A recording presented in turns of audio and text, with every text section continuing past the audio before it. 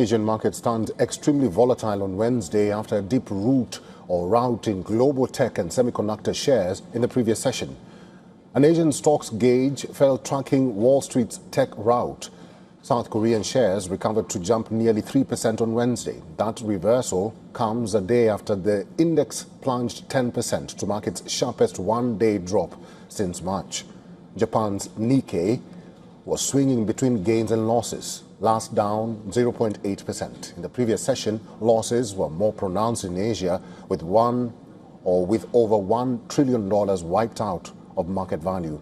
On Wall Street, a bruising sell-off or chipwreck in several technology giants was the latest trigger for the concern that the AI frenzy that's powered the Wall Street bull market might be overblown.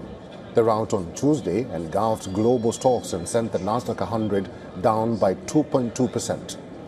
A closely watched gauge of chipmakers, which had doubled from war-driven lows, slid about 8%. Still, SpaceX stock managed to break its three-day losing streak after a $600 billion wipeout on Monday. The stock rebounded after briefly falling below its first-day opening price. The sell-off in stocks pushed the dollar to a 13-month high and postponed it for Fed rate hikes. The Japanese yen last traded at 161.57 after briefly weakening to a two-year low of 161 yen and 93 cents late on Monday as the greenback extended its gains. A break above 161 yen and 96 cents would leave the yen at its weakest level since 1986.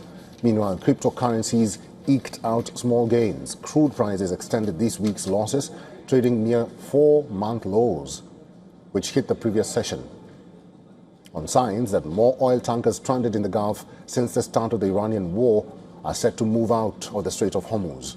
Still, uncertainty remains over the durability of the temporary deal.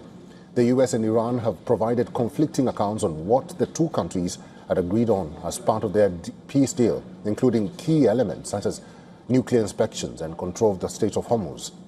Benchmark Brent crude slipped to below $77 per barrel. Brent trades well below the $126.41 hit at the end of April. The benchmark is still above $60 to $70 range before the Iranian war.